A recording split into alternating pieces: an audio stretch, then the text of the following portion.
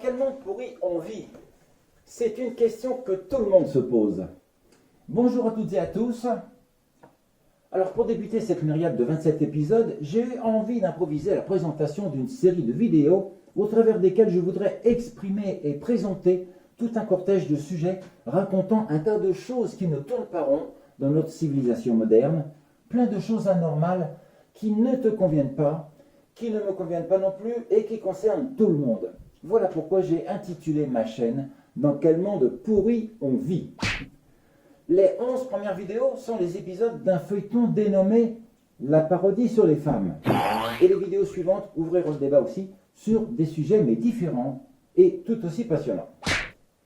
Les buts de ces épisodes sont faits pour t'interpeller, pour te faire réagir ou bien encore te faire réaliser ce que tu ne vois peut-être pas toujours. Ok, je commence aujourd'hui par la question des femmes dans le refus, qui est un sujet d'actualité et récurrent. Ce qui revient à dire du rejet des femmes envers les hommes, parce que se sentir rejeté pour qui que ce soit est toujours une émotion désagréable à vivre. Ça peut être pour 3 fois rien ou même pour rien du tout, puisque celle qui te rejette ne te connaît pas au départ. Et pourtant, le simple rejet commence souvent par de l'incompréhension mutuelle, mais c'est aussi parfois dû, dans le même temps, à la méconnaissance du fonctionnement psychologique de l'un, de l'une ou de l'autre. Sinon, à défaut, la déconfiance s'installe et le rejet suit. C'est justement à l'heure où le monde des hommes est si différent de celui des femmes qu'il faut savoir faire preuve de bon sens et d'ouverture, chercher à se comprendre, être simple et humble pour parvenir à combattre la division qu'il peut y avoir entre nous, tout en accueillant la fraternité, la gentillesse et la joie de vivre parmi nous. En quelque sorte, si tu veux, c'est comme une approche de réconciliation et de bonne résolution pour communier davantage le monde des hommes et des femmes. Et puis le tout dans la convivialité. Bien, imaginons maintenant une situation. Admettons que tu es en pleine discussion et en présence d'un inconnu ou d'une inconnue. Et parfois, simplement parce que tu n'es pas à l'aise avec l'autre, il suffit qu'on soit gêné aux entournures pour basculer dans l'hypocrisie. Et du coup, cacher ce qu'on pense vraiment. Alors, au lieu de faire croire à ce qui n'existe pas, il serait préférable d'être ce qui s'appelle congruent ou congruente, c'est-à-dire de ne pas se mentir à soi-même et de rester sincère avec les autres. En fait, c'est comme une libération, si tu veux. Et au lieu de rebuter l'autre, eh bien, au contraire, tu attireras les bonnes personnes vers toi parce que tu seras dans la vérité. Et l'hypocrisie n'a pas sa place dans la congruence. Qui plus est, l'avantage que cela a dans ce schéma fait que tu vas te respecter toi-même, alors qu'avant, tu ne respectais ni toi ni les autres. Or, si tu ne te respectes déjà pas, alors tu pourras encore moins respecter les autres, tout simplement. D'autre part, si seulement une partie de la gente féminine pouvait être dans un moindre refus bien pesé et moins généralisé, eh bien la partie concernée de la gente masculine serait par voie de conséquence dans une moindre sollicitation envers nos amis les gazelles, et avec à la clé un meilleur confort d'entente et de compréhension des deux côtés. On voit et on a aussi l'échec des sites de rencontres qui illustrent très bien ce phénomène criard et qui se résume dans une confusion de refus, d'exigence, d'exclusion et d'indifférence. Et dans ces conditions-là, à peu près rien ne peut fonctionner favorablement dans les relations humaines. Au jour d'aujourd'hui, il est bien vrai qu'une catégorie d'hommes ne respecte pas le monde féminin au travers de leurs propos ou de leurs actes, que ce soit dans la rue, dans les transports ou en virtuel sur le net.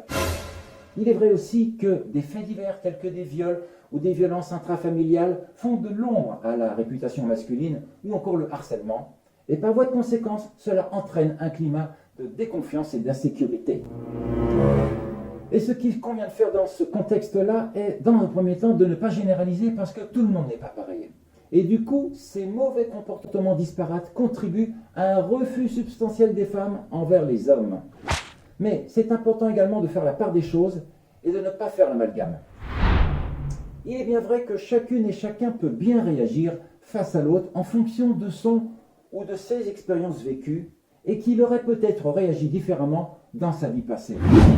Ou bien encore, la simple image renvoyée par un inconnu vers telle ou telle fille peut inspirer de la déconfiance par un simple ressenti, qu'il soit bon ou mauvais d'ailleurs. Il est vrai aussi que le climat d'insécurité grandissant dans lequel nous vivons n'arrange pas le bouillon et peut tout tout à fait provoquer un sentiment de peur ou presque de paranoïa même, en ce sens où le signal reçu par les médias et le monde extérieur n'est pas rassurant pour elle. Mais ce qui est frappant encore, et de cela je ne sais pas si beaucoup s'en rendent compte, c'est que depuis 20 à 30 ans, le refus s'est largement et globalement généralisé chez les femmes notamment, sans pour autant qu'il y ait de véritables raisons, comme si c'était contagieux dans l'air du temps. En dehors de cela, on constate aussi une catégorie de femmes qui se plaignent de ne plus être courtisées, et oui. Et quand elles le sont, eh bien elles se plaignent encore. Alors, c'est à toi que je m'adresse. Comment veux-tu que l'on courtise si l'on est constamment rejeté? Tu sais, il faut savoir ce qu'on veut dans la vie.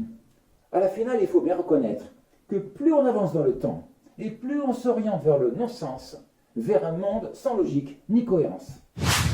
Et un monde qui a perdu ses valeurs morales, c'est un monde perdu d'avance. C'est pourtant dans ce monde-là qu'on vit. Mais j'arrête là pour aujourd'hui. Si tu m'as écouté jusqu'ici, c'est sans doute que ça t'a intéressé ou interpellé. Et chaque jour ce faisant, tu pourras découvrir une nouvelle vidéo à partir de 18 h pendant 4 semaines. Sur les 26 vidéos suivantes, nous allons aborder des sujets différents concernant les relations humaines, le déclin de notre civilisation, ainsi que des sujets importants sur la maltraitance des animaux, l'environnement et la planète aussi. Et au travers desquels toi, moi et tout le monde est concerné par tout cela. Je t'embrasse bien fort et à très bientôt. Ciao.